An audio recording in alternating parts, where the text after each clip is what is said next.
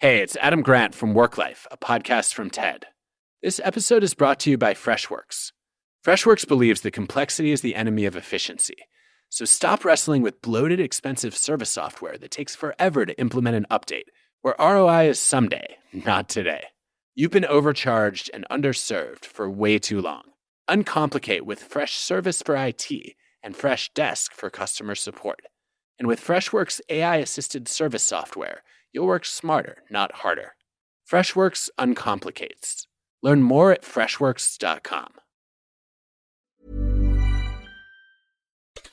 On today's Smart 7, Streeting strives to stave off doctors' strike, Trump agrees Ukraine arms deal, and much more.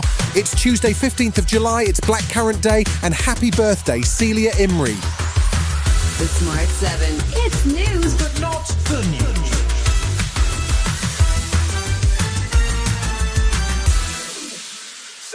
Rachel Reeves is due to speak at the Mansion House on Tuesday night in the traditional Chancellor's address to city bosses with a promise to slash red tape to improve growth. Tax and the budget will be on the agenda, and there may also be a review of the auto-enrolment pension system, which could see employers required to contribute more to pension pots. Monday saw the Chancellor announce a new £500 million scheme to invest in charities and those providing youth services as part of the government's pledge to tackle child poverty. This is about having an impact today, but we also know that the benefits will be felt for years to come, because if children are attending school, then we will see results for many years to come. Tory Shadow Chief Secretary to the Treasury, Richard Fuller, was unimpressed by the scheme and suggested that the government has lost control of its agenda after the Labour backbenchers' welfare bill rebellion. The policy is being run by the Labour backbenchers now. So on welfare, when the Conservatives and Kemi Badenoch said, we're here to help, that the Chancellor made a decision to turn it, well, Prime Minister actually made a decision to turn his back on that, undercut the Chancellor and said, I've got to look after my backbenchers.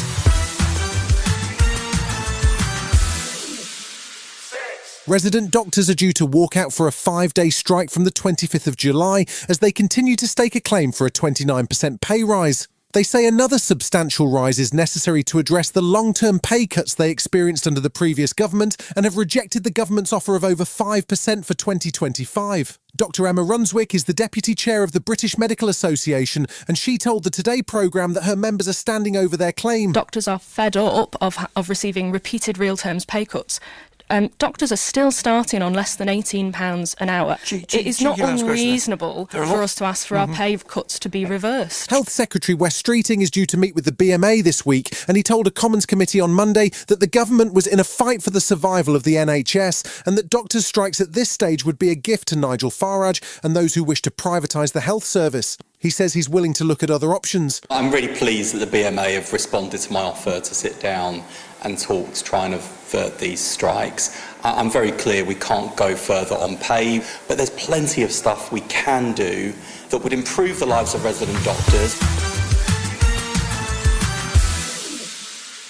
Monday finally saw some good news for Ukraine as NATO chief Mark Rutte brokered a deal with US President Donald Trump that will see American weapons flow once again. The agreement, which Trump described as a very big deal, will see Ukraine receive Patriot batteries and billions of dollars of other weapons, which the European allies will foot the bill for. The arrangement should allow weapons to flow quickly as EU nations will ship from their own stockpiles, while America has committed to replace the equipment. Trump was also warning Russian President Putin that he is out of patience and that 100% sanctions will follow in 50 days if the fighting doesn't stop. My conversations with him are always very pleasant. I say, isn't that a very lovely conversation? And then the missiles go off that night. I go home, I tell the First Lady, I spoke to Vladimir today. We had a wonderful conversation. She said, oh, really? Another city was just hit.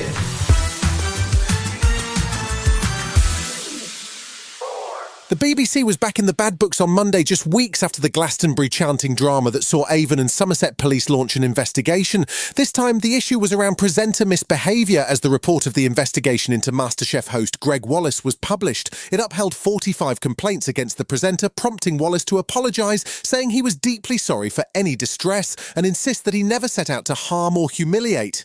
He was sacked, and Downing Street welcomed the fact that the BBC has severed ties with the presenter, although there is a new series of MasterChef featuring Greg that does not as yet have an on-air date.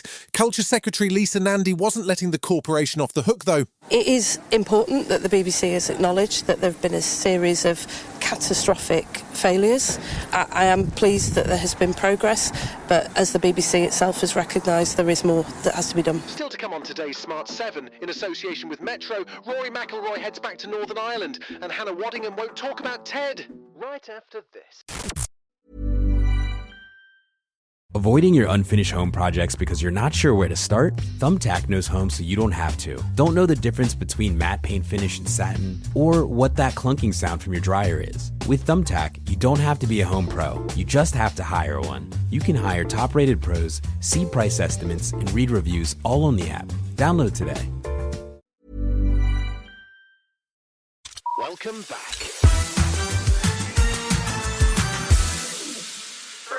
Rory McIlroy seems to have a real knack for putting himself under pressure. You can't really argue with someone who is one of only 6 people to win all 4 Masters in golf, but he was at it again on Monday. This weekend sees the Irish Open take place at the Royal Portrush course, and he's keen to win another trophy on his home turf. Back in 2019, he missed the cut when the tournament was held in Portrush, but this time he's fired up and says a win would be just as emotional as his career Grand Slam. I think it's amazing that Portrush has this opportunity so soon after the last Open to host again. And yeah, just, great to be back, to be here, to see a lot of familiar faces. It's really nice to be back, and obviously very, very excited for the week. Hannah Waddingham has been having a busy couple of weeks. She was spotted loving the tennis at Wimbledon last week, then she popped up in Los Angeles for the second official premiere of the new Smurfs movie.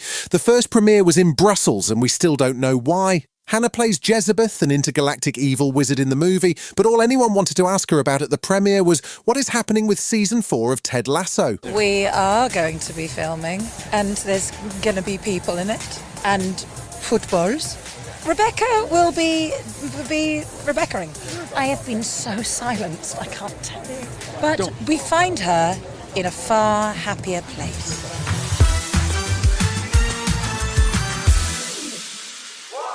If you were a fan of Gone Girl, then you might quite like the new psychological thriller series, The Girlfriend. It's directed by and stars Golden Globe winner Robin Wright, alongside House of the Dragon's Olivia Cooke. Robin plays the mother of Daniel, who becomes suspicious of his new girlfriend, played by Olivia, and things start to spiral out of control. Robin has previous experience directing, including 10 episodes of the legendary Netflix show House of Cards and 2 episodes of The Ozarks. The Girlfriend drops on September 10th on Prime Video. Mum. This one's different. You're a mummy's boy, aren't you? Oh, for sure. I actually think you'd really like her. She's ambitious, funny, stunning, insanely clever. She's perfect. She reminds you of me. You've been listening to The Smart 7. We'll be back tomorrow at 7 a.m. Hit that follow button and have a great day. Give us 7 minutes, we'll give you the world. Hey, it's Maya and Sim from the Girls That Invest podcast. If you are an IT or security pro, you know managing devices, identities, and applications can feel overwhelming and honestly risky. That's where Trellica by 1Password comes in. It helps conquer SaaS sprawl and shadow IT by discovering every app your team uses, managed or not. With pre-built app profiles, you can assess risk, manage access, and even optimize your software spend. Plus, it simplifies onboarding, offboarding, and compliance, all while cutting costs by eliminating unused licenses. Take the first step to better security for your team. Learn more at onepassword.com/special offer.